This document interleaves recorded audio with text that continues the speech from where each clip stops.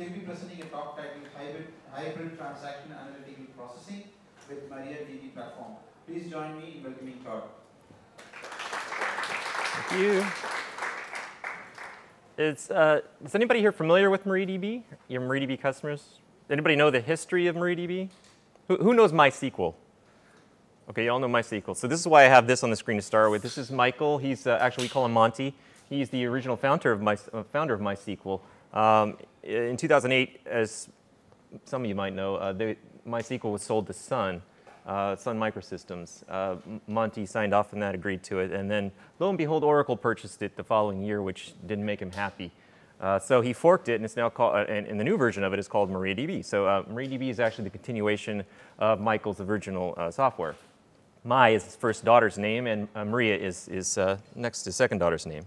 MaxScale, which I also represent the product MaxScale, his son is actually named Max. So now you got the little backstory on that. Let me go back to my slideshow. So today we're going to do just a little demonstration or talk about our new HTAP solution. If you're not familiar with it, HTAP is what we're calling, it's the acronym stands for the Hybrid Transactional Analytical Processing. So what we aim to do is have a complete analytic and transactional system all in one. So you can go to kind of one source for all your database needs. Let me see if I can get this thing to advance to the next screen here. Okay, so on today, what we're going to be focused on today, as you can see from the slide here, is user experience and data access, some use cases, and then what is included in the MariaDB platform, which in this demonstration will include the server itself, the MaxScale proxy layer that we put in front of it, and then the column store engine. MariaDB, as you probably know, is for the most part, to this point, has been a transactional system, mostly row-based. We use InnoDB engine, which you're probably familiar with if you're a MySQL user. That's the row-based portion of it, which is included in the server here. The MaxScale is the proxy layer that I'll talk about. And the column store is our new columnar storage engine that we are, it's been out actually for a couple of years, but we're now going to integrate that directly as a plugin or as an add-on to the MariaDB server itself, instead of a separate build, which it currently exists as. Okay, so the first section here is user experience and data access. You have to bear with me a minute. These weren't completely my slides, so I think the intent of this particular slide, actually there are some notes, and I take that back. Okay, so this is a sample of e-commerce shopping cart.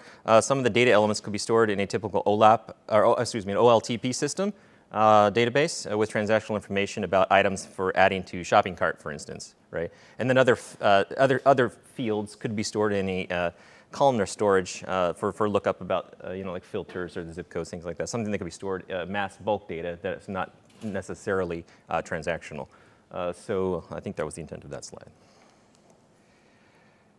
So you can have access through this HTAP system that we're building through access to historical and current data. So you have it's in real time. The analytics can be done in real time. It's simultaneous. Your analytic data and your transactional data can be synced simultaneously, which gives you the ability to do summary and then drill down as well when you add a business intelligence utility on top of it, which I'll show you in a few minutes here.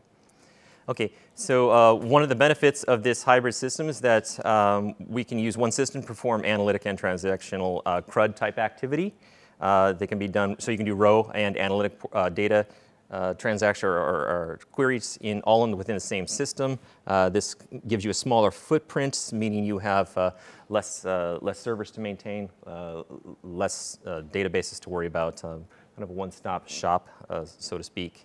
We're also building in MaxScale a smart query router, and with that, there's going to be some additional machine learning capabilities so that when you query your database, MaxScale in front of this HTAP's database will be able to do predictive analysis of where that query should go, whether it should go to the columnar database or the columnar tables, or it should be going to the row-based tables.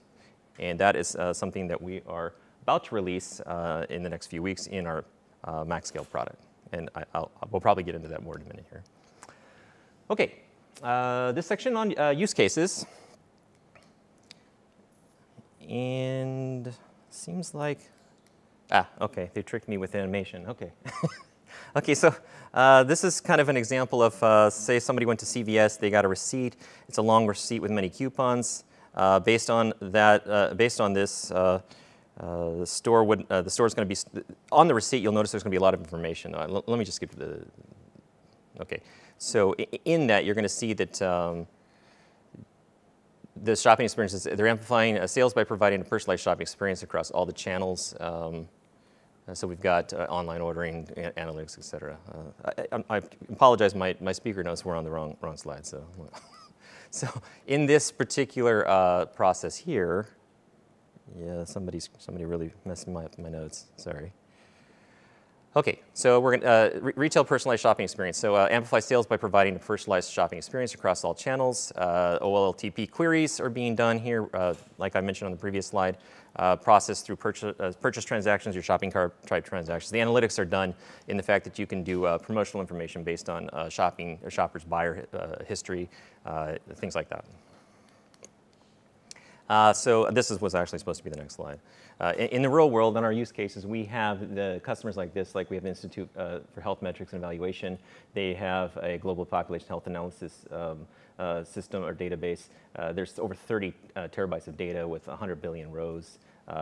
They're using this currently in our columnar data store. We have OTC markets, which is another example. They're another 10 terabytes of rolling data. It's every 5 years they kind of roll new data into that. Pinger is another one. So 30 million texts, 3 million phone messages, calls, 1.5 billion logs per day. All of this is being tracked in a transactional system and then stored also in our columnar data so that their business intelligence groups can query that data without interfering with the transactional systems. So is the data stored twice? What's that? Is the data stored twice in a different format? In the case of like this rolling one here, they keep it in a transactional system for 5 years and then they roll it into an analytics system. You could do a hybrid of this. This is kind of the solution we're mentioning here is that some of your, like your monthly or day-to-day activity could be in a transactional system, and then as it ages, you roll it into an analytical service, or an analytical disk. It does not have to be converted to a different form. I mean, on disk it is, but as far as how it looks to the front end to your database, I mean, on disk it is. It's going to change from a row-based storage to a columnar-based storage, yes. By the way, you guys can ask questions during the slides. Did we mention that before? No. Okay. So we can, if you have a question while I'm going through these slides, please feel free to ask. Okay, so we're going to now describe the current look, or actually we're going to get a preview look of our platform. We call this Platform X, is that right, Alex? Platform X is what it's called now? Platform X. Okay, so it's Platform X3. Okay, so Platform X3 is the current rendition of MariaDB. Coming soon, we'll have Platform X4, which will have much more HTAP capabilities. This is sort of going to be a preview of that. What this will give you the features in this whole platform is that with the things I mentioned before, the MariaDB server, the MaxScale and column store engine, you're going to have all of these available through one entry point. So your application, your BI, your client, your database clients all connect directly to MaxScale. MaxScale then routes that traffic accordingly to whether it's an analytic or a row-based, I mean a columnar or a row-based type query. Here's the features. The features that we have in the MariaDB server are listed here. Obviously, we've got things like auditing, encryption, point-in-time rollback, things like that. If you're not familiar with our MaxScale product, that proxy layer, that provides read-write splitting. It provides the smart query routing, like I mentioned before, where it can do a predictive analysis of where the query would perform better and run it there. We have some features like data masking. We have throttling if you want to make sure your database isn't being overloaded. We actually have firewall filtering, so in case just to prevent against an accident. Say most of the time when we use the firewall filters that we have internally, a company has written an errant, somebody in the company has written an errant script and it's hitting their database over and over again. You can control that with the firewall filter capabilities in the MaxScale. Now, as far as our columnar storage goes, that is a massively parallel processing engine. The data, as you mentioned before, is stored in a different format. It's not stored in the typical InnoDB row-based format. It's stored, each column in the database is stored in a different file. And then from there, it's, the extents are then separated even further. I'll describe that more in the next few slides. Maybe you were here before for the Spark, by the way. We actually have a bulk adapter that will send data to Spark as well. So if anybody's here for the previous talk, we have that as well. This is a kind of a complex drawing of the current OLTP system. And here's what a hypothetical HTAP platform could look like using our current software. For the sake of inclusivity, everything is included here, but you wouldn't need all of these things. We're just showing all of the features that are available currently. Normally, we wouldn't, a person or a company wouldn't have all of the features active, but this is what we currently offer through our Platform X. We have the MaxScale layer, which is your proxy layer, the transactional, analytical. We have all of the other stuff with the Docker images, things, all those kind of things that we currently offer. I will, in a minute, show you a more simplified and more practical approach to that, but this is kind of the whole picture.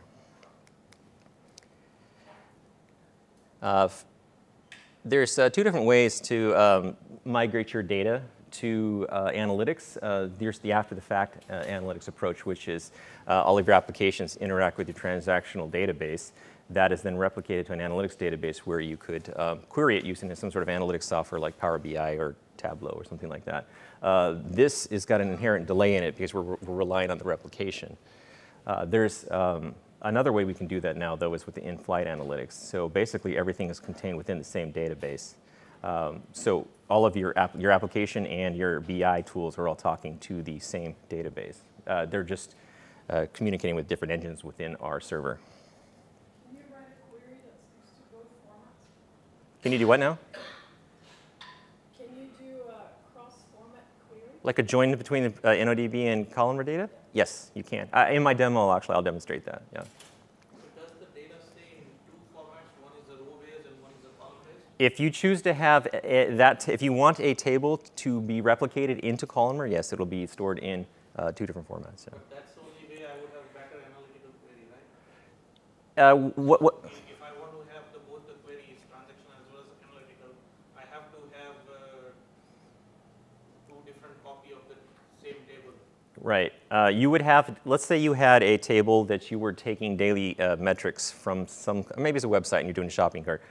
You would have to have those, you have to have all the data in maybe your row-based, your transactional tables because you were doing current business on. You had to ship, you had to put shipping tracking information in there. But let's say after 6 months or a year, you no longer need that in your transactional system. We would have some sort of a mechanism. We have a mechanism already, but you would activate a mechanism to move that into your analytics system so that it would offload some of that work. You can, if you wanted to, have it in both, though, so it's readily available for both. But obviously, the bigger your data gets, the more you want to put that into a columnar table instead of leaving it in analytics. Just because, as you know, as NODB grows, it gets going to get a lot slower and slower unless you do some kind of sharding or partitioning. So is time a way of version control for that data? Time? Yes. Yes, you can definitely do that for sure. No, but is that how you go around version control? So if I have a record specific to my shopping habits 3 months ago versus a record to my shopping habits today, is there a time associated with my personal data that would tell you that some of it is in columnar and some of it is in a row? Well, I'm providing here, we're providing to you the storage mechanism, how you use that in your application. I think your question is more about the application itself, right? No. That's okay. You can have slow-moving dimensions with this. So there's temporal databases, tables that you can have for your MariaDB table, and the columnar will be the thing that you use for your analytical processing. So you can have the versioning control of a row in MariaDB. In the context of time. Yeah. And Is that? you can query and do a time travel if you want. Say, show me this record as of. Right, like a Wayback Machine. Yes. Is that what you meant? Yes. That's on the NODB side where you have that available. Yeah.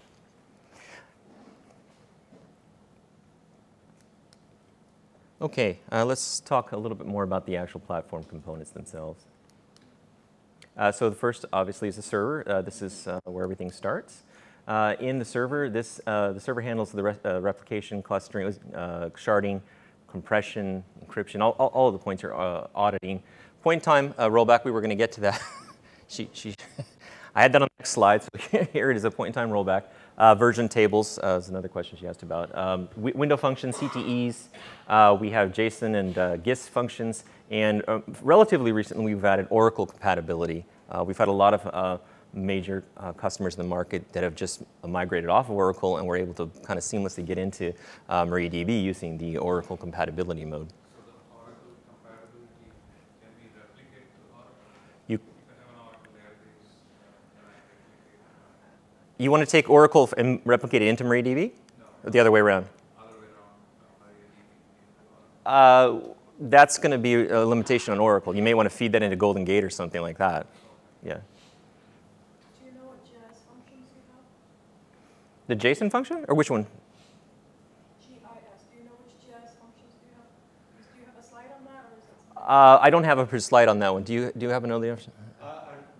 Yeah, we have a storage engine that allows you to do. No, I think I can pull up, if you come see me afterwards, I'll give you the information. Yeah.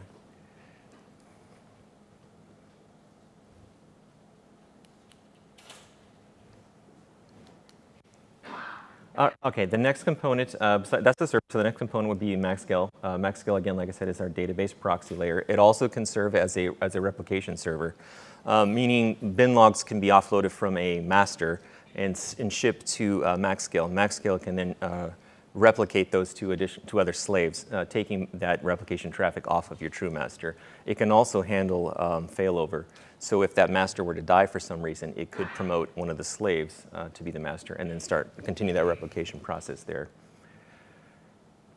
In addition to that, it does somebody actually spelled this wrong. It's causal reads, not casual reads. Causal reads means that we verify that there's no replication lag and that the data has been shipped to the slave before a read would go to a slave.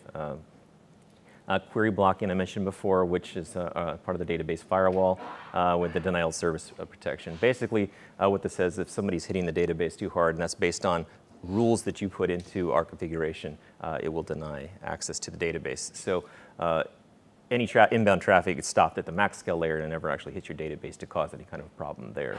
And a feature that's been very popular lately is the transaction replay. If for some reason the transaction failed in the database, it could then the replay could happen, or the transaction replay attempt could happen in the MaxScale layer instead of going back to your application and then your application trying to replay that transaction.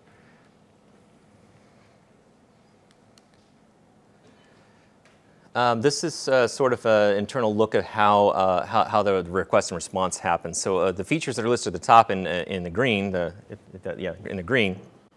happen on the request phase. So we have the filtering, the throttling, caching. The caching is actually, what it means is it's checking the result cache first before it continues. We have query caching capability in MaxScale, which I think was that mentioned on the previous slide? No. Okay, so we have a query cache, which means caching, any kind of query that you do frequently could be cached at the MaxScale layer, allowing for a faster return. It would never have to hit the database in that case. So when a request comes in, it checks the query cache to see if it can fill out that response return. Also, the routing capabilities, we have different routing capabilities in MaxScale. There's the read-write split, which means any writes go to one machine, reads could go to your slaves. We can just do a round robin. There's several different routers available, including the new smart query router, which I mentioned earlier. And then the response, it does things, any of these things, you can turn on any of these features here. On the response, the return from the database, MaxScale can log that query. It can monitor transactions for how long they take. It can limit the results so that you're not, somebody runs an errant query that they select star from a table that has 1 billion rows. We can stop that from tying up your network or tying up your database through the result limitation, or the result limiting. And then it could do some masking as well, meaning if somebody were to pull information from, say, an HR table and it contains social security numbers or maybe some other kind of sensitive information, you can mask that so when it returns to the client, it's masked with just a character, whatever character you choose, typically like a bunch of X's or something.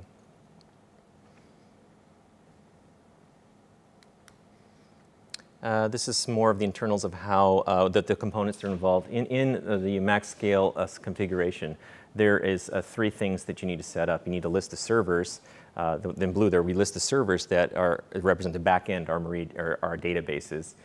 We list somebody's ring? Someone's at your door. The services, the service is actually the router itself, and then the listener is the port that it's listening on. So you could have in MaxScale, you could have multiple listeners doing different routing functions. So one MaxScale could be serving several different purposes and have one single point of entry to your database ecosystem. So you come in here in port 3306 and you go to your analytics table, or I mean your transactional table, you can go in 3307 and it can be routed to your analytics database or whatever configuration you guys decide you would need. It's up to whatever your the purposes of your app are. Here is kind of an example setup of an OLTP setup where we have the listener here, and it's kind of in reverse order, but here we have a typical MariaDB router. We're using the read-write split. There's one slave apparently in this sample.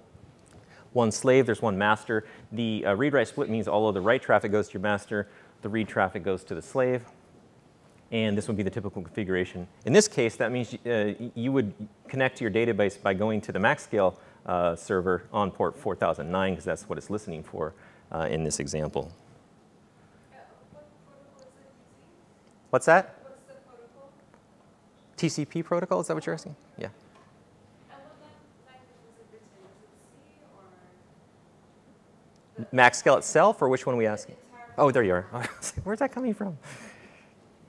We use various languages. Yeah, there's this is C. Yes, for the most part. Yeah. But platform-wise, there's a few different languages that we use across the platform. Actually, some of MaxScale has got Node.js as well. So we have a thing called MaxControl, which is a command line interface to our API, and that uses Node.js. So the foundation is C. Yeah. Same thing for the server and et cetera. This is an example of an OLAP setup. What was that? What's going on here?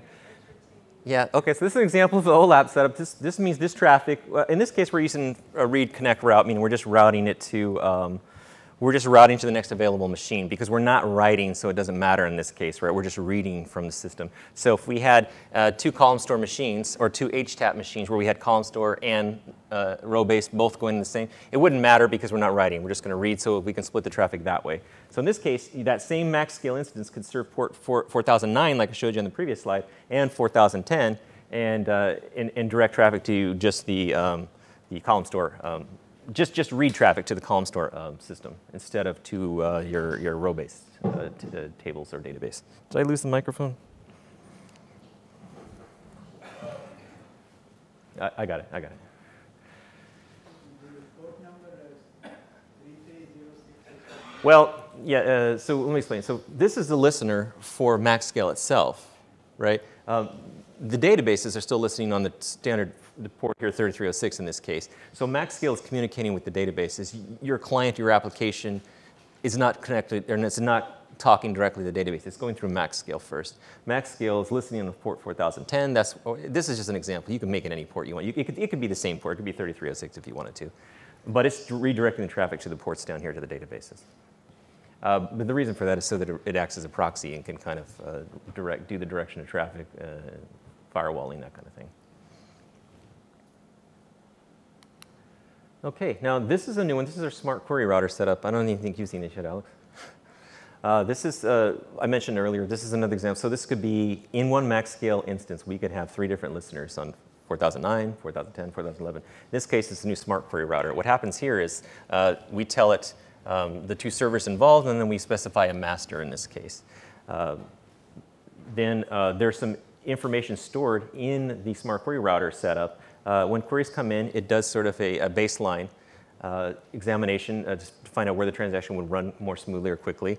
It records the information for future use. It does a little bit of machine learning there. So smart router is the query router. OK, based on the type of query, each query is routed to a server or cluster that can best handle it. For workloads where both transactional and analytical queries are needed, the smart router unites the transactional and the analytical workloads into a single entry point, which is MaxScale.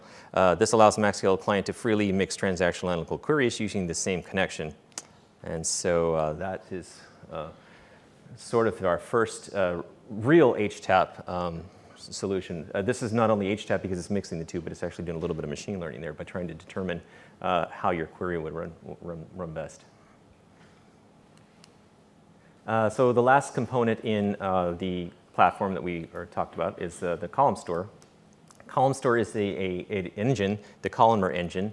This is probably new to a lot of people because you're probably used to using the NODB engine, which is the default in both MySQL and MariaDB. Column store database, column store table is a columnar storage engine that uses a massively parallel distributed data architecture. In columnar storage, actually this column store thing was built by porting InfiniDB 4.6 to MariaDB 10.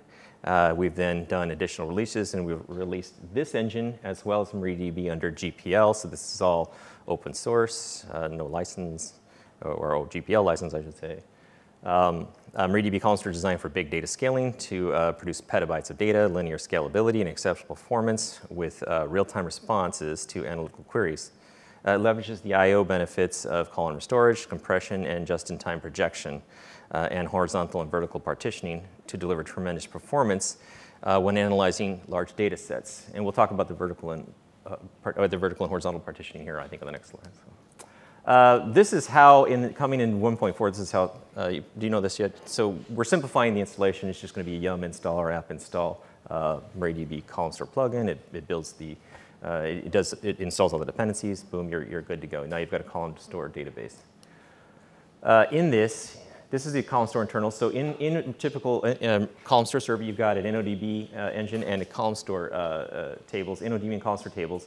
Within the column store portion, there's the concept of a DB root. The columns are all divided into separate files per column. I think we touched on that earlier, but this is the DB root stores them in. Oh, somebody's got doorbell going off again. UPS guys there. Okay. So we're storing these into these separate files, right, for each column, and beyond that, we're partitioning by extents. The extents. So every 8 million rows, there's another section created of each of these files. So this makes, this is our vertical partitioning. We have a horizontal partitioning, the fact that each column is segregated into separate files, but also we're vertically partitioning it by breaking it down into 8 million row blocks.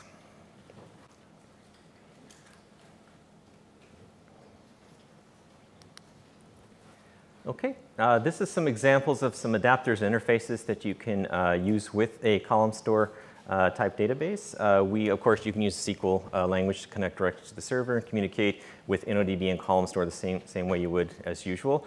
We have a utility called CP import, which does bulk loading of text, CSV, JSON, whatever kind of files, text files you have. Does very fast streaming of data directly into the columnar data format. We have, of course, all of our bulk adapters, C, Java, Python, Spark. And then we have streaming adapters. These are actually not supposed to go into, the arrow's wrong, we're not supposed to go into because it comes out, we can broadcast out of column store into Kafka, send this to a Kafka broker, or we have a CDC adapter that goes through MaxScale as well and can be fed into another system, change data capture system.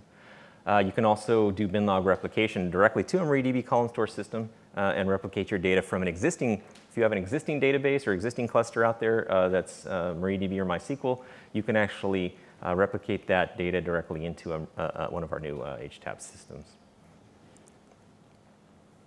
which could help a lot for migration or for just offloading some of your analytic work onto this type of system.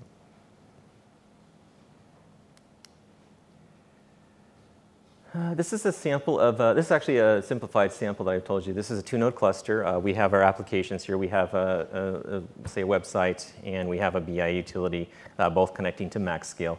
MaxScale directs the traffic accordingly, depending on what the use case is. If it's analytics, it can go to, we can direct that traffic to our node 1, which is the writable node in this case, or we could send it for a BI utility. We could send it to the secondary node.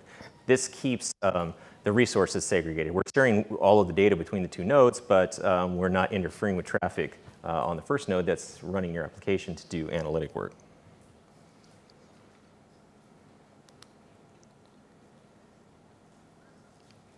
So this is a traditional way of doing it. The red line here actually represents the TCP traffic. This is how it would normally share the data back and forth between the two nodes, all of your columnar data. We also offer the capability of using a distributed file system like GlusterFS. In this case, your column store database can plug directly into a Gluster FS system, and your data is redundant across your cluster.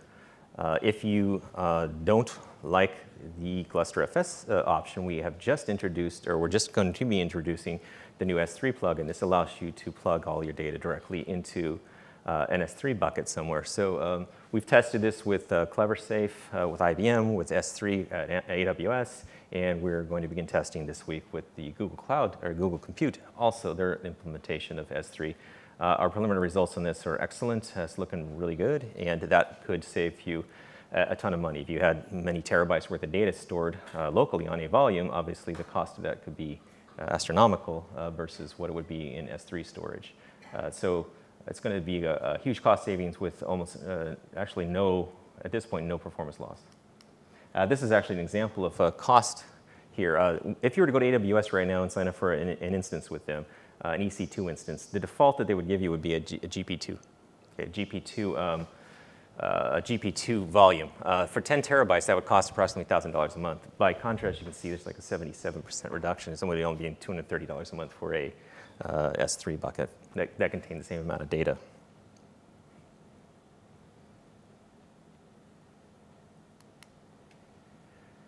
So in HTAPs here, with this architecture, we can scale both vertically by powering up the machines, or horizontally by adding additional nodes.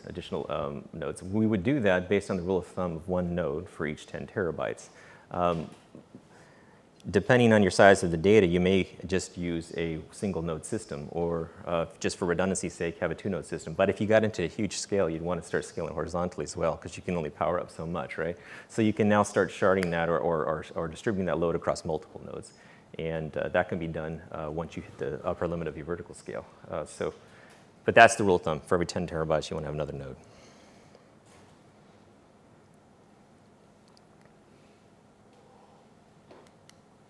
Okay, I think that there's a demo embedded in this slide, so let me look real quick. That is the link. There's a demo I'm going to show you guys. This is actually the link to it here. I believe that it's embedded somewhere in here. If it's not, I will go to it. Just a second. Let me see if I can find this.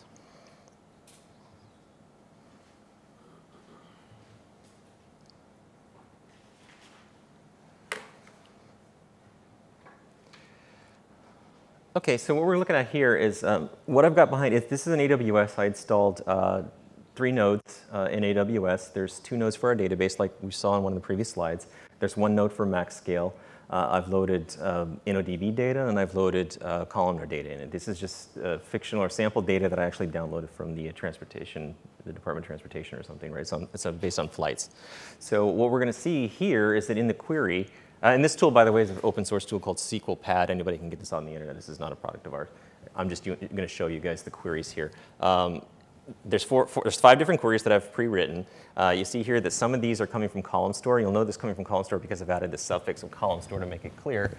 Some of them come from, well, this one's just coming from column store. There's a few in here where we're going to do joins, because I know there was a question earlier. Let's see if I can find one with joins. Actually, here's one. This one has a join, right? No.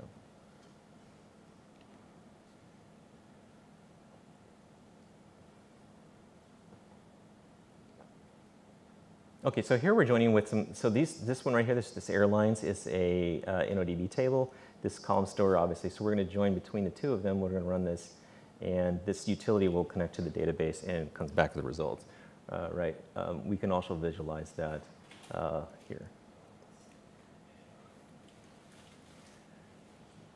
So you can see that the HTAP performance is actually, this is a minimal system, of course, just for demonstration purposes, but it's a very quick response time. Okay. So that is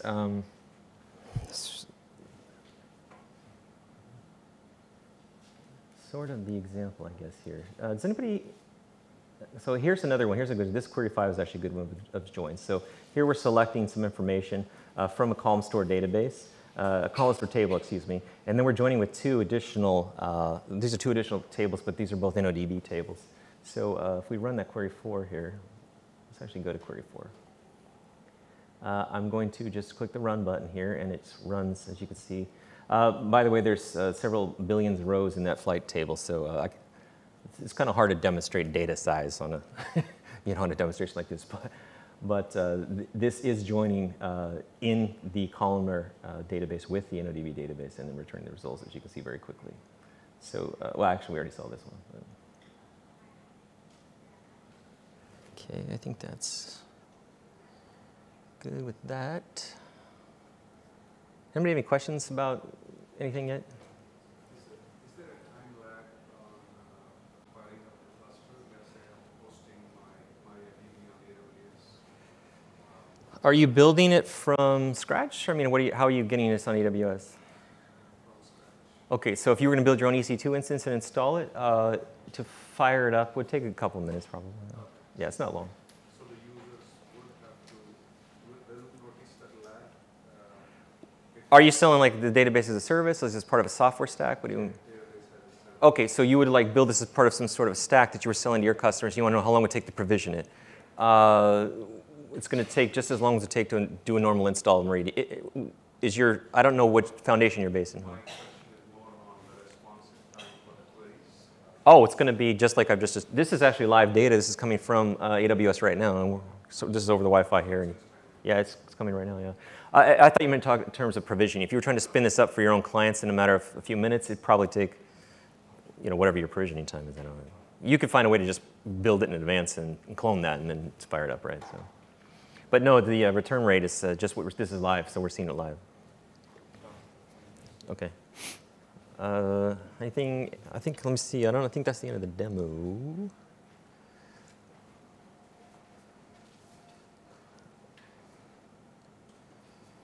Let's see where we're at here.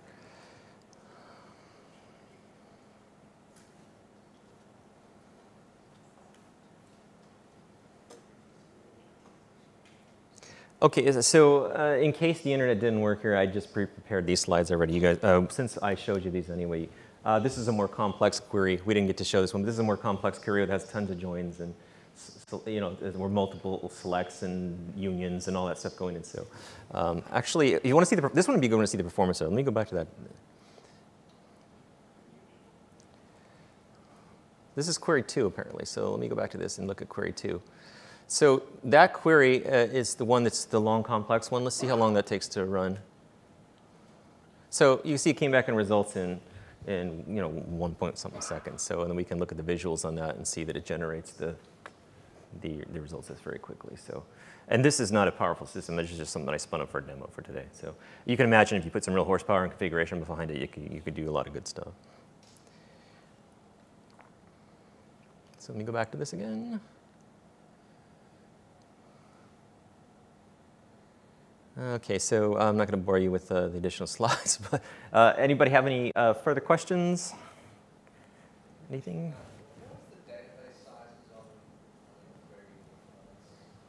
The database size on what?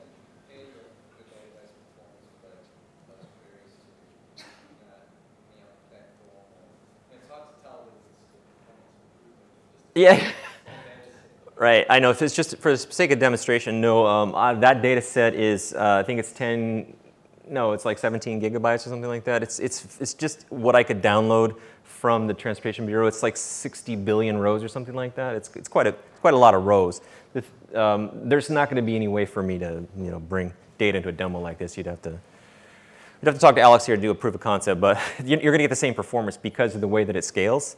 It's breaking these down, and like I showed before, it breaks these down into each column is its own file, and then there's extents that are limited to 8 million rows. So it's the results you see here will be the same results as if you had, even more, because it's not looking through the entire data set; it's looking through the extent, right?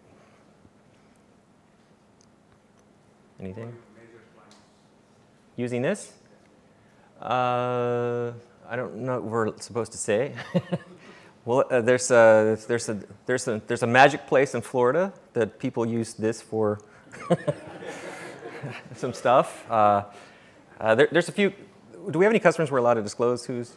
DBS Bank, I know we can disclose that. DBS Bank in Singapore, one of the largest banks in Asia, is one of our big customers. Huh? Walmart Labs too? Okay. They're not a, I don't think they're a customer, but that's good to know. I've seen them at the Walmart Labs technology.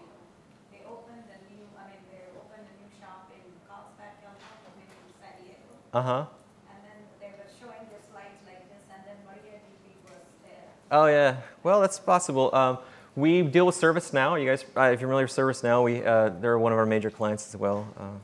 So I'm not sure who else we're legally allowed to disclose, but Walgreens. Okay, Walgreens. We could say Walgreens as well. This is a time we take one last question. Yeah. That's it? Okay. Sure.